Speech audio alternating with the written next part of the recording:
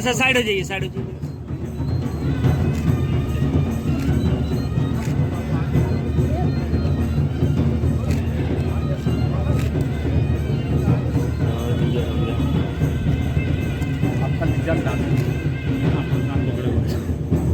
हम कब कैसे करेंगे?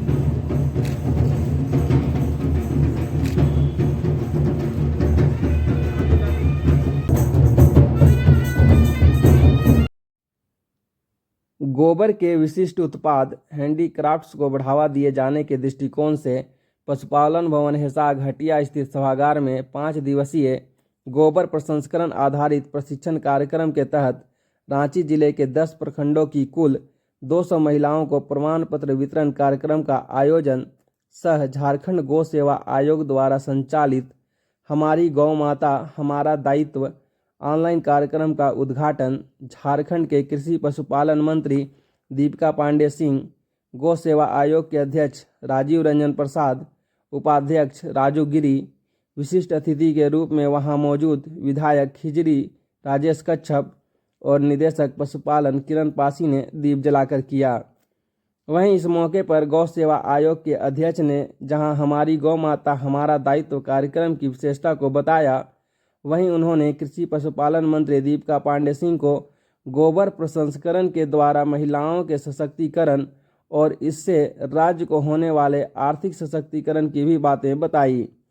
हालांकि इस मौके पर गौ सेवा आयोग के अध्यक्ष ने क्या कहा हम आपको सुनाएंगे, लेकिन सबसे पहले देखिए गोबर प्रसंस्करण प्रशिक्षण कार्यक्रम के दौरान उत्कृष्ट कार्य करने वाली सभी महिलाओं को दिए जाने वाले प्रमाण पत्र वितरण समारोह की एक तस्वीर और सुनिए झारखंड के कृषि मंत्री दीपिका पांडे सिंह और खिजरी विधानसभा के विधायक राजेश कच्छप ने क्या कहा। मैं गौ सेवा आयोग की निबंध हूँ, तो मैं मुकेश मिश्रा से आगे करूँगी कि मोमेंट को देखकर मंत्री महोदया का स्वागत करें। ऑनलाइन उद्घाटन के लिए मैं माननीय मंत्री से अनुरोध।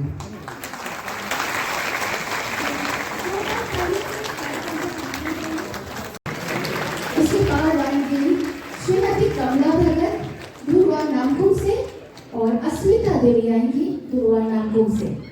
अस्मिता देवी कमला भगत नाम से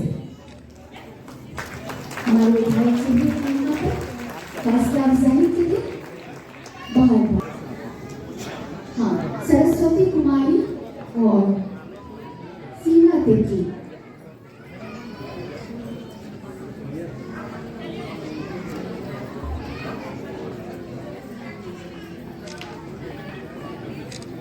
सुमन उरांव चांदू प्रखंड से आएंगी और कलावती देवी चांदू प्रखंड से।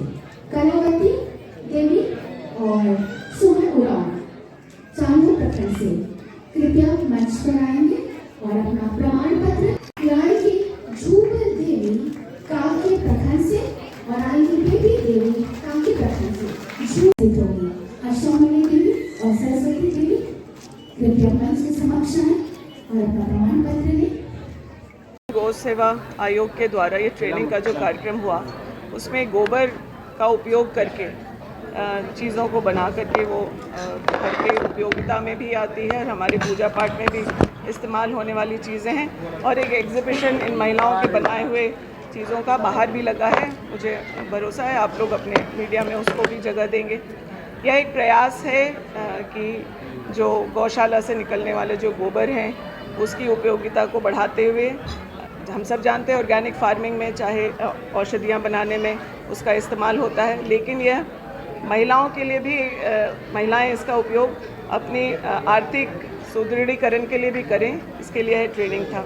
एक पायलट प्रोजेक्ट रांची में किया गया जिसका इनिशिएटिव चेयरमैन राजीव रंजन जी ने और उपाध्यक्ष राजू गिरी जी ने लिया और आज हम लोग यहाँ देख सकते हैं कि इनका यह प्रयास बहुत सफल है। इस कार्यक्रम को हर जिले में लेके जाया जाए, हर प्रखंड में लेके जाया जाए, इसका प्रयास किया जाएगा। इन महिलाओं को बैंक के माध्यम से पूंजी उपलब्ध करा के इस ट्रेनिंग का इस्तेमाल और ये स्वरोजगार के लिए कर पाएँ, इसके लिए विभाग प्रयासरत रहेगा। मैम आप घर बैठे लोग गौ सेवा भी कर पाएंगे, इस योजना की भी शुरुआत है। मैं इसके लिए बहुत बधाई देना चाहती हूँ गौ सेवा आयोग को कि उन्होंने गौ माता सेवा, हमारी गौ माता हमारा दायित्व कार्यक्रम के माध्यम से आम जनों को एक प्लेटफॉर्म दिया है जहां वो गौशालाओं में सीधे डोनेट कर पाएंगे और ये सुनिश्चित कर पाएंगे कि वो अपनी आस्था, गौशाला हो चाहे गाय की, जब हम बात करते हैं गाय माता की बात करते हैं तो ये हमारे धार्मिक आस्था से भी जुड़ी हुई चीज़ है।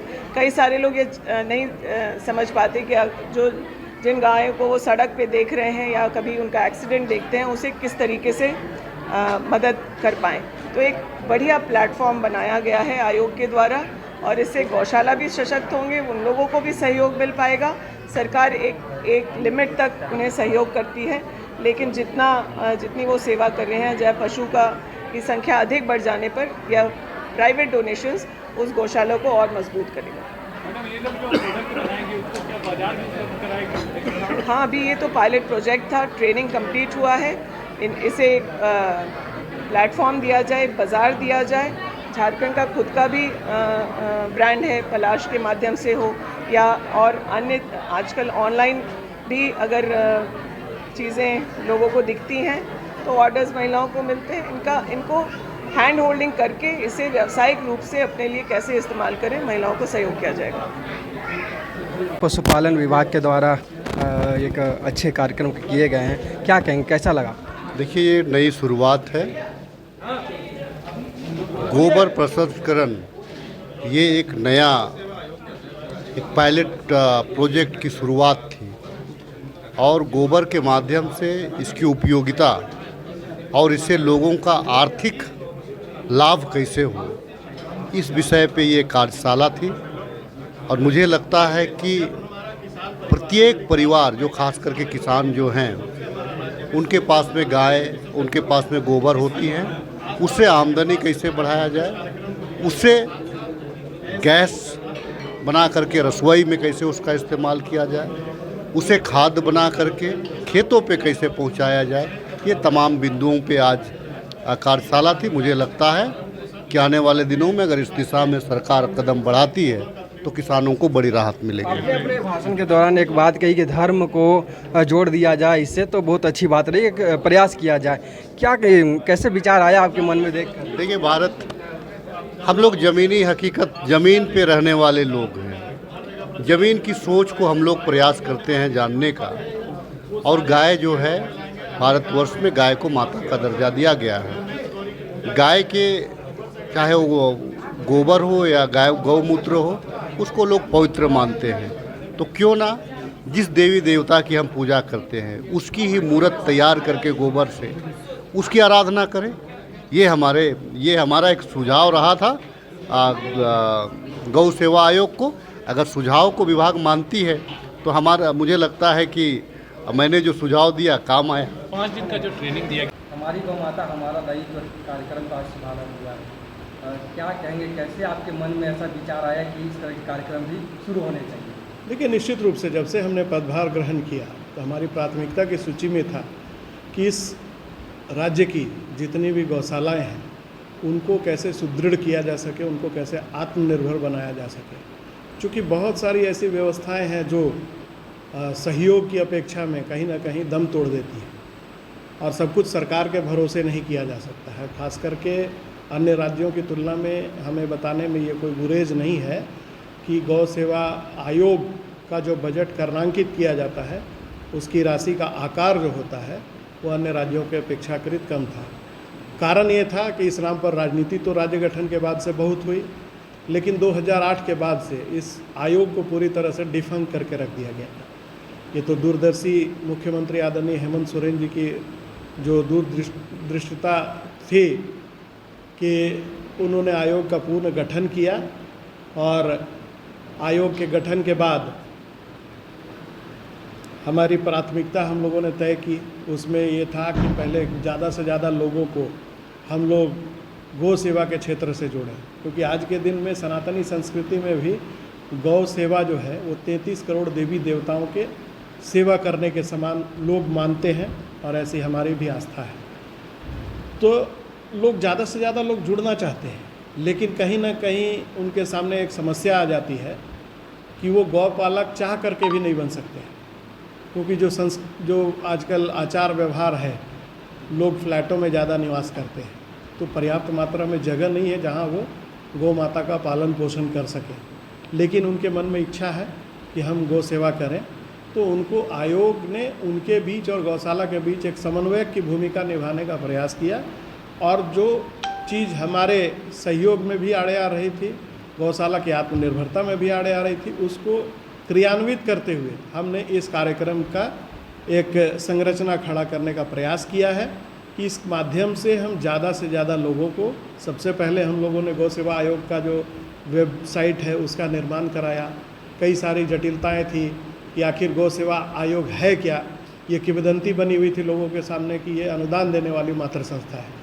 लेकिन हमारे अधिनियम में जिसके तहत हम लोगों की आयोग का गठन हुआ है, उसमें बहुत अपार शक्तियाँ निहित हैं। उनका प्रयोग करके हम इस राज्य की पहचान एक गौ संरक्षक और गौ संवर्धक राज्य के रूप में बना सकते हैं। लेकिन इस पर काम नहीं हो पाया था। हम लोगों ने प्रयास शुरू किया है कि इस राज्य की पहचान गौ संरक्षक और गौ संवर्धक राज्य के रूप में हो। उसी कड़ी में पहला प्रयास है हमारी गौ माता हमारा दायित्व कार्यक्रम, जिसका ऑनलाइन शुभारंभ आज माननीय मंत्री श्रीमती दीपिका पांडे सिंह जी ने किया अपने कर कमलों के द्वारा। आने वाले दिनों में हम लोग इसको पूरे राज्य क्या पूरे देश स्तर पर हम लोग लेकर के जाने का काम करेंगे। और देश ही क्या, जिनका जुड़ाव झारखंड के साथ है, वो आज एक माउस क्लिक के जरिए इस राज्य में गौशालाओं के हालात और जिन गौशालाओं को वो गोद लेना चाहते हैं उनके हालात के बारे में वो जान सकते हैं। सब कुछ बिल्कुल पारदर्शी तरीके से। और उनके माध्यम से जो लोग गौ सेवा को इच्छुक हैं, जो राज्य सरकार प्रतिदिन 100 रुपये का अनुदान देती है एक गाय के ऊपर उनके खाद्यान्न मद में, तो उसी को एक कैलकुलेट करते हुए अगर वो 3 महीने का करना चाहते हैं, 6 महीने का करना चाहते हैं, 1 गाय का करना चाहते हैं, 6 गाय का, 10 गाय का, 12, जो उनकी क्षमता है वो उस आधार पर उनको गोद लें और वो देखते रहें कि उनके पैसों का सदुपयोग हो रहा है या नहीं। क्योंकि जो भी गोवंश गौशालाएँ में पालन पोषण किए जाते हैं उनके कानों में आप देखिएगा कि एक यूनिक आईडी नंबर लगा हुआ रहता है। तो सारा चीज़ बिल्कुल स्पष्ट है।